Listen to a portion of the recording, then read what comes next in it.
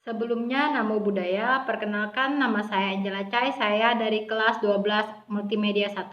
Di sini saya akan mempresentasikan atau membahas mengenai contoh serta dampak buruk yang akan ditimbulkan dari kerusakan alam.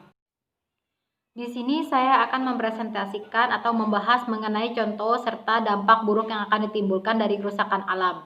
Pada bab 1, mengenai alam semesta dalam perspektif agama Buddha, pertama kita harus mengenal konsepnya dulu. A. Konsep alam semesta. Alam semesta adalah seluruh ruang yang di dalamnya terdapat kehidupan biotik dan abiotik. Alam semesta beserta isinya mengalami proses dalam pembentukan dan kehancuran. Keberadaan alam semesta sangat luas yang terdiri atas unsur-unsur yang sangat besar tak terhitung jumlahnya. Dalam agama Buddha, alam semesta dikenal dengan loka. Loka mempunyai unsur terdiri dari nama dan rupa. Rupa merupakan unsur materi di alam semesta ini. Unsur rupa bagi makhluk hidup dikenal dengan jasmani. Unsur-unsur materi yang lain di alam semesta seperti tanah, batu, tumbuhan, dan bangunan, semua unsur materi di alam semesta berproses dan mengalami kehancuran.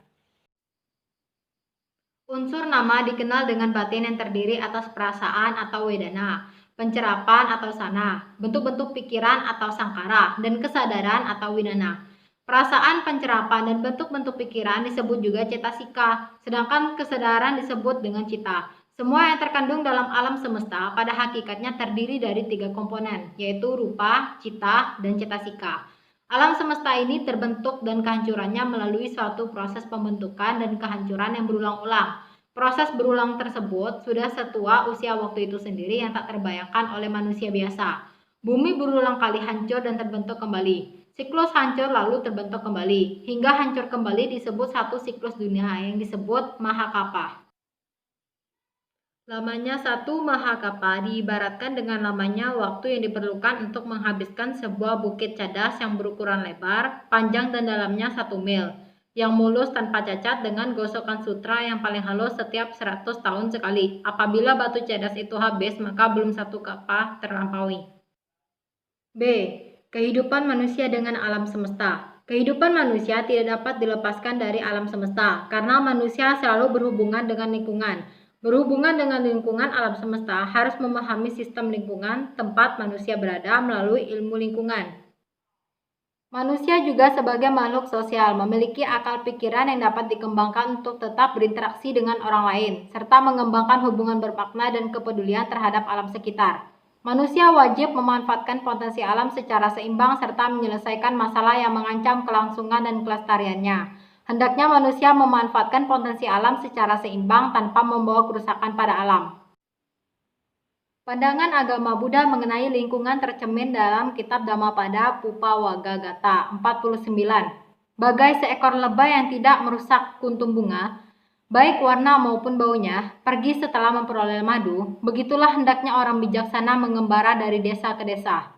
Dalam ekosistem, lebah tidak hanya mengambil keuntungan dari bunga semata, tetapi juga sekaligus membantu penyerbukan bunga. Perilaku lebah memberi inspirasi manusia seharusnya menggunakan sumber daya alam secukupnya tanpa dasar keserakahan. Pemanfaatan lingkungan dalam kitab Jataka, orang yang pandai dan bijaksana akan berusaha meningkatkan kesejahteraan atau mencapai sukses yang sebesar-besarnya hanya dengan menggunakan sumber daya yang minimal.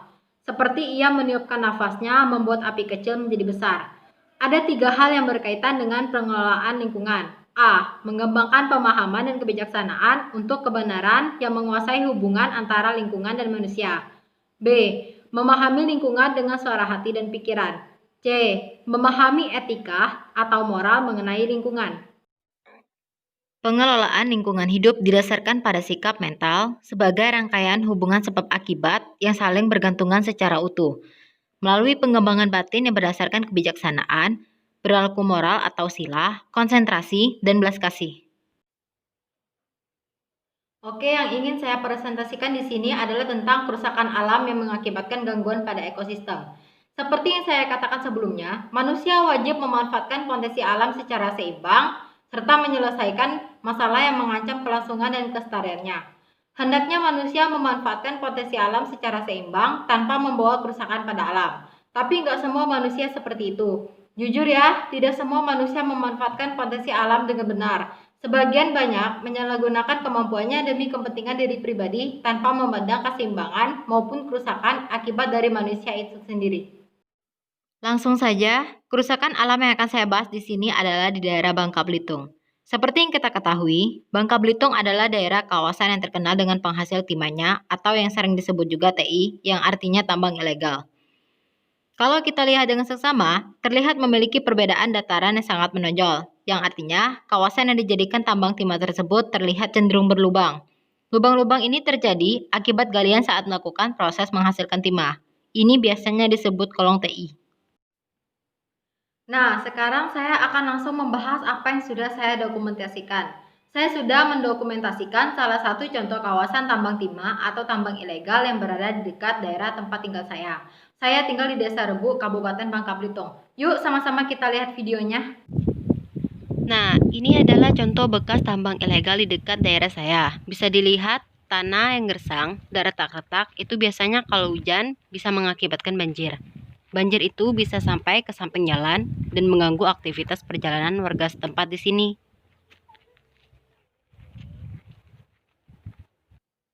Nah, setelah kita sama-sama selesai melihat hasil video dokumentasi tambang ilegal di daerah saya barusan, saya akan membahas apa sih dampak buruk yang ditimbulkan dari TI itu bagi lingkungan.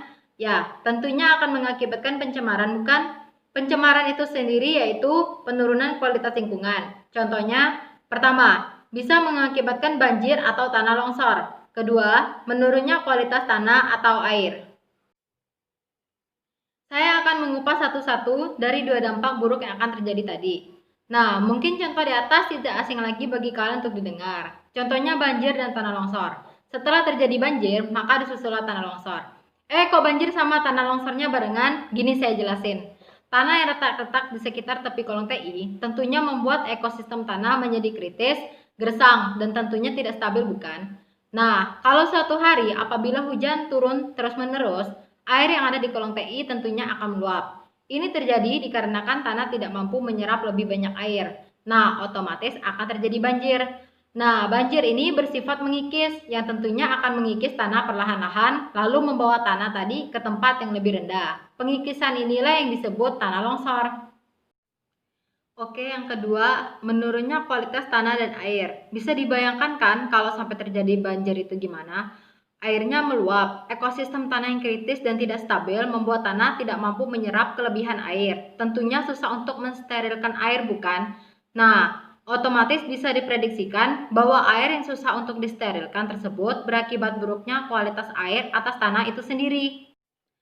Nah, cukup sampai di sini saja. Apa yang saya sampaikan barusan itu hanyalah salah satu contoh kecil dari banyaknya contoh-contoh kerusakan alam lainnya.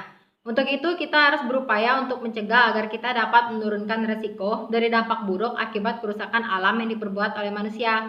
Oke, sekian dari saya. Apabila ada kata-kata yang kurang dipahami atau tidak berkenan, saya mohon maaf. Saya akhiri presentasi saya kali ini. Saya Angela, Namo Buddhaya.